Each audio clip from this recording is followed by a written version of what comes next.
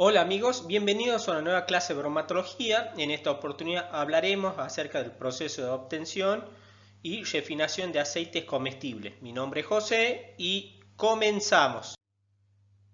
Los aceites y las grasas en los alimentos cumplen numerosas funciones, entre las cuales podemos mencionar la más importante, que es la función energética, que van a aportar 9 kilocalorías por cada gramo, pero también tienen otras funciones no menos importantes, como ser transportan vitaminas liposolubles, como ser la vitamina A, la D, la E, la K, que los aceites y las grasas son los medios en los cuales van a ingresar estas vitaminas a nuestro organismo.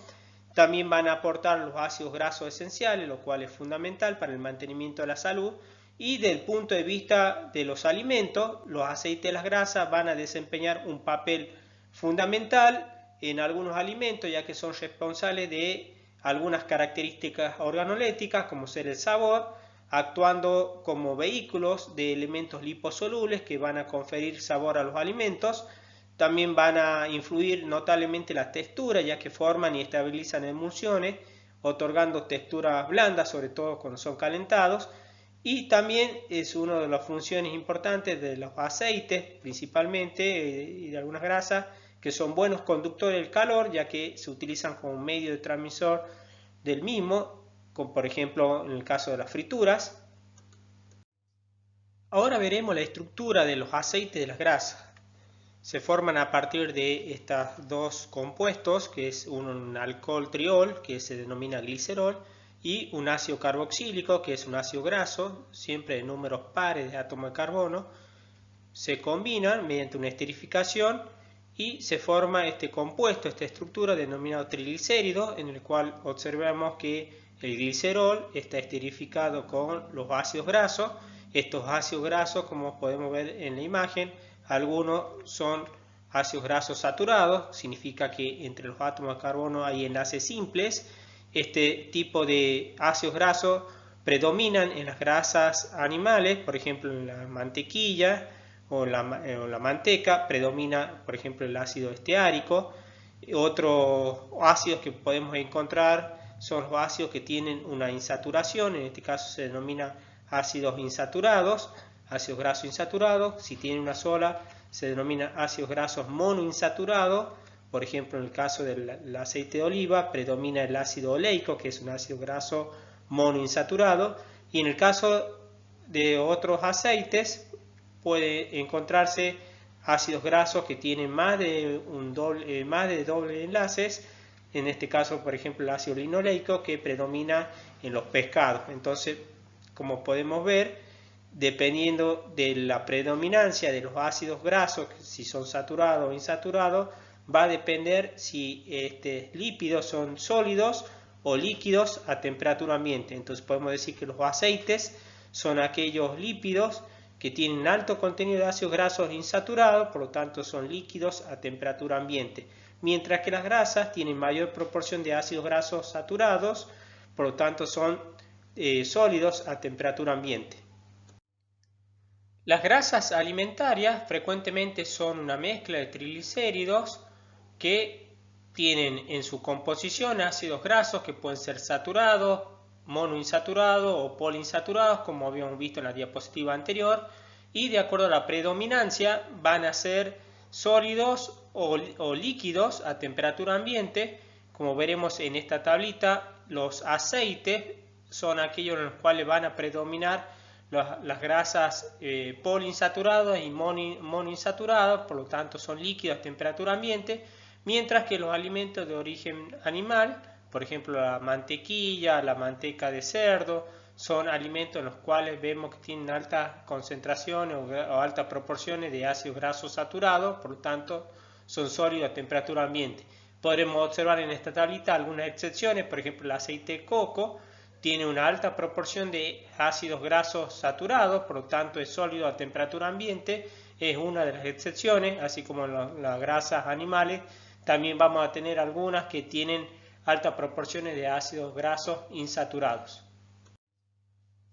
Las grasas alimentarias son principalmente de origen animal.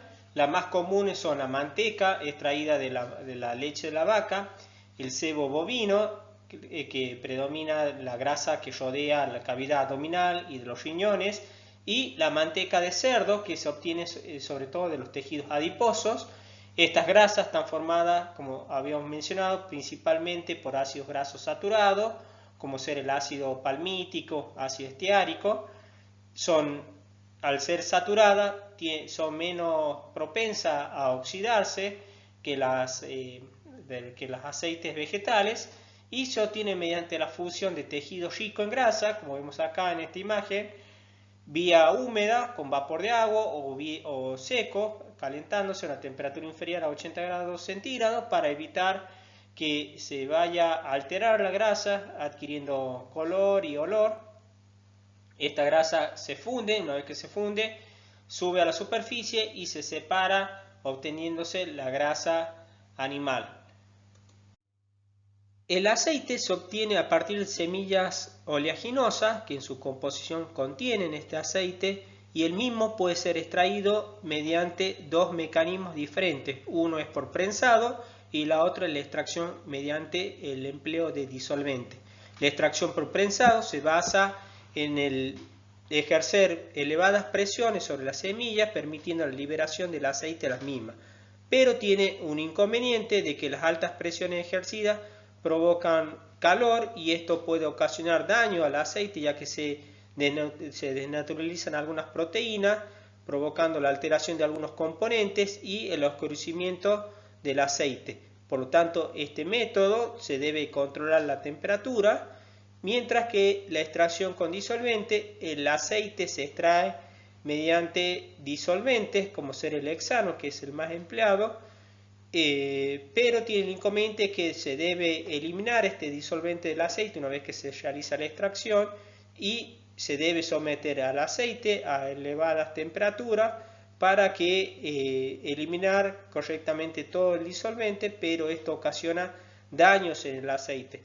La diferencia entre un método y otro, que este es un método del prensado, es un método netamente mecánico, exclusivamente sin la adición de disolvente ni de aditivos. Por lo tanto, se obtiene un aceite con mayor calidad nutritiva si se controla la temperatura, mientras que la extracción con disolvente, si bien es un método más rápido, pero es más caro en cuanto a al equipamiento que se emplea para poner en contacto las semillas con el disolvente y luego la eliminación del mismo. Por lo tanto, es un método más costoso, y en este caso se obtiene un aceite que al tener que eliminarse el disolvente a altas temperaturas, se obtiene un aceite de mucho menor calidad, un aceite crudo, el cual debe ser sometido a un refinamiento. Algunas industrias combinan estos dos métodos, realizan un prensado a menor presión y luego se hace una extracción mediante el empleo de disolventes. Ahora hablaremos del proceso de extracción por presión, en el cual comienza a partir de la semilla. Dependiendo de la semilla, si tiene cáscara, se debe acondicionar la semilla, debe ser descascarada, debe ser limpiada mediante estos equipos que llaman descascarilladoras, en el cual va a eliminar las cáscaras mediante ventilación, y luego por un zarandeo va a eliminar todas las impurezas. Una vez que se tiene la semilla lista, acondicionada, se procede de acuerdo al tipo de semilla. Se puede realizar una molienda previa para mejorar la extracción del aceite en la prensa, o también se puede utilizar directamente el grano descascarillado, y esto va directamente a una prensa tornillo, denominada también speller, en el cual se va a realizar se lo va a someter al grano a elevadas presiones, controlando siempre la temperatura. Es muy importante la temperatura porque con ello va a influenciar marcadamente las características nutritivas del aceite. Por lo tanto, esto es muy importante, el control de la temperatura mediante todo el proceso. En el caso de algunas semillas, se debe someter al calor previamente las semillas para disminuir la viscosidad del aceite y para obtener más aceite, pero tiene la desventaja de que se pueden destruir algunas vitaminas. El prensado en frío, que es lo que más recomendado, se controla la temperatura que no supere los 45 o 50 grados centígrados para asegurar una estabilidad de los ácidos grasos poliinsaturados presentes en la semilla, también asegurar que no se pierdan vitaminas y evitar también la disolución de cera y otras sustancias que van a pasar al aceite si se somete a altas presiones y altas temperaturas. Del prensado se separa el aceite y una torta proteica denominada speller, el cual contiene restos de aceite que se pueden someter a una segunda presión o directamente a una extracción con disolventes. Como vemos acá en la imagen, tenemos este sería el speller que está saliendo de la prensa tornillo, que está constituido por un tornillo sin fin, el cual va a someter a altas presiones a las semillas oleaginosas, separando el aceite de la parte sólida, que sería lo que se denomina speller. Acá en esta otra imagen podemos observar más precisamente el proceso de extracción. Se carga la prensa tornillo con semillas, un tornillo sin fin gira sometiéndolo a elevadas presiones, se separa el aceite como vemos ahí y la parte sólida sale por el otro lado, el cual se denomina speller. Esta parte sólida es rico en proteína, lo cual es utilizado para la alimentación de animales. Acá vemos, este sería el funcionamiento básico de una prensa tornillo tipo speller. Este sería el speller que se obtiene de esta forma. Así sale el aceite de este tipo de prensa. Algunas veces, dependiendo del tipo de semilla empleada, puede ser un poco más oscuro. Este aceite se muestra turbio, por lo tanto se debe realizar una decantación y filtración para obtener un aceite más limpio, y todo el proceso es netamente mecánico, en el cual es someterlo a presión, luego una decantación y filtración. Por eso los aceites obtenidos de esta forma, más que todos los aceites obtenidos por prensado en frío, son aceites de alta calidad y de mayor valor nutritivo. Ahora veremos la extracción con disolvente, en el cual para una buena eficacia de la extracción las semillas se descascarillan, como vemos ahí a continuación en la imagen, se escaldan y se parten, y posteriormente este grano partido se va a laminar para formar escamas o también semillas laminadas, o en algunos otros casos directamente se trituran, todo ello para aumentar la superficie de contacto entre la semilla y el disolvente y con ello facilitar la extracción del aceite de estas semillas. A continuación, este material se ingresa a lo que se denomina un extractor, como vemos ahí en la imagen, en el cual va a entrar en contacto con el disolvente, que se emplea generalmente hexano,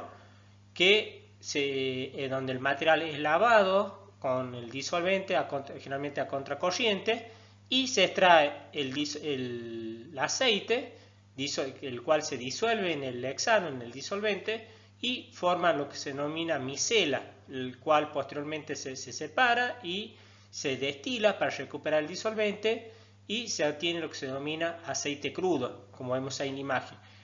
Del otro lado vemos acá que sale la harina desgrasada, que va a contener parte del solvente, el cual se puede eliminar mediante calor en un tostador. Esta harina tiene también, igual que el speller, tiene también altos contenidos de proteína y puede derivarse para la obtención de productos de alimentación animal. Muchas veces esta harina desgrasada se prensa para obtener lo que se denomina pellets, que es la forma física, que son cilindros, el cual es destinado para la alimentación animal. Esta forma física denominada pellets también se puede obtener a partir del speller del prensado. Acá tenemos en imagen los diferentes equipos utilizados en la industria: el laminador, el extractor, el evaporador del solvente y los tanques de aceites en los cuales suelen guardarse. El aceite obtenido a partir de la extracción con disolventes se denomina aceite crudo, y este contiene cantidades variables de algunas impurezas que van a afectar la calidad del aceite para su uso comestible. Por lo tanto, es necesario eliminar alguna de estas impurezas pueden encontrarse disuelta en el aceite o simplemente en suspensión coloidal. Por lo tanto, estas sustancias presentes en el aceite van a proporcionar, como dice ahí, aromas, color y cualidad indeseables, por lo tanto deben ser eliminadas. Entre estas sustancias que se deben eliminar están los ácidos grasos libres, fosfolípidos, hidratos de carbono, proteínas y pigmentos. Por lo tanto, la refinación consiste en un proceso en el cual está destinado a eliminar estas sustancias a fin de obtener un aceite que sea apto para el consumo. Comenzaremos viendo el proceso de desgomado. Sabemos que en el aceite hay disueltos fosfolípidos, gomas, proteínas que se pueden alterar fácilmente y van a proporcionar al aceite sabores extraños y por lo cual deben ser eliminados estas gomas. Esto se realiza en este proceso denominado desgomado, en el cual se va a tratar el aceite crudo con vapor de agua y ácido fosfórico. Esto va a provocar que los fosfátidos se hidraten, van a formar un mucílago y esto se hace insoluble en la grasa, que luego se pasa a una centrífuga, se centrifuga a gran velocidad, en la que se separan luego junto con el agua del aceite desgomado. En el caso de del aceite obtenido de la soja, unas gomas muy importantes que se obtiene acá de este proceso de gomado es la lecitina de soja, la cual es industrializada, y como vemos acá en la imagen se encuentra el esquema del proceso de desgomado, en el cual industrialmente el aceite se debe precalentar, luego se agrega el ácido, como se observa en la imagen se realiza una mezcla y esta mezcla se agita en un tanque reactor y luego se trata con vapor de agua, y una vez que se produce la reacción se centrifuga eliminando la fase pesada que contiene las gomas y los fosfolípidos hidratados. En el aceite pueden estar presentes también ácidos grasos libres, y en esta etapa de neutralización se realiza un tratamiento a fin de eliminar estos ácidos grasos libres que pueden alterar el producto, y este proceso de neutralización consiste en un tratamiento con soda cáustica en una cantidad de concentración apropiada. Esto va a depender de la acidez que tenga el aceite crudo, y esto se van a realizar con la soda cáustica, que es generalmente hidróxido de sodio. Se va a formar jabones, es decir, se produce una saponificación acá, y en este tipo de reacción también algunos fosfolípidos que pueden haber quedado van a coagular también cuando se formen los jabones. Luego de mezclar el hidróxido con el aceite, se va a centrifugar, se deja reposar para que sedimente la emulsión acuosa de jabones formada por los ácidos grasos libres y la sosa junto con otras impurezas, en el cual se realiza en estas centrífugas. En esta etapa va a haber una reducción del contenido fosfolípido también y de algo de materia colorada, ya que al saponificar y formarse los jabones van a quedar atrapados algunos de estos componentes. En el aceite pueden estar presentes también pigmentos como ser carotenos, clorofila y derivados que van a otorgar al mismo un color poco agradable. Por lo tanto, se procede al proceso de decoloración para obtener un aceite claro, limpio y brillante mediante la eliminación de estos pigmentos. El tratamiento se realiza calentando el aceite en torre de blanqueo, en la cual se mezclan con absorbente que puede ser carbón activado o tierra bentonita, que van a absorber, en los cuales se van a fijar estos pigmentos separándose del aceite, y posteriormente se procede a filtrar de este aceite, y como vemos en la imagen, el aceite filtrado después de haber estado en contacto con estos absorbentes va a ser mucho más claro, y en el absorbente vamos a observar la presencia de estos pigmentos que han quedado adheridos a estos absorbentes. Y acá a modo de ejemplo vemos que la filtración queda retenido este material absorbente y pasa el aceite decolorado, que es un aceite mucho más claro, como vemos acá en el proceso de filtración. En el proceso de decoloración va a aumentar la tendencia del aceite a la rancidez debido a que algunos antioxidantes como C-caroteno o vitamina E son eliminados, por lo tanto suele adicionarse este aceite refinado, esta vitamina E, para aumentar su estabilidad. En el aceite pueden estar presentes también algunas sustancias volátiles que van a otorgar al mismo aromas indeseables. Estos compuestos volátiles pueden proceder de la oxidación de ácidos grasos insaturados libres que van a formar peróxidos cuando se oxidan. También pueden ser aldehídos, cetonas, alcoholes, algunos hidrocarburos y otros compuestos formados en la descomposición térmica. Estos se deben eliminar en este proceso de desodorización. Acá vemos la estructura de los compuestos volátiles predominantes que van a otorgarle olor o un aroma indeseable al aceite, por lo tanto deben ser eliminados.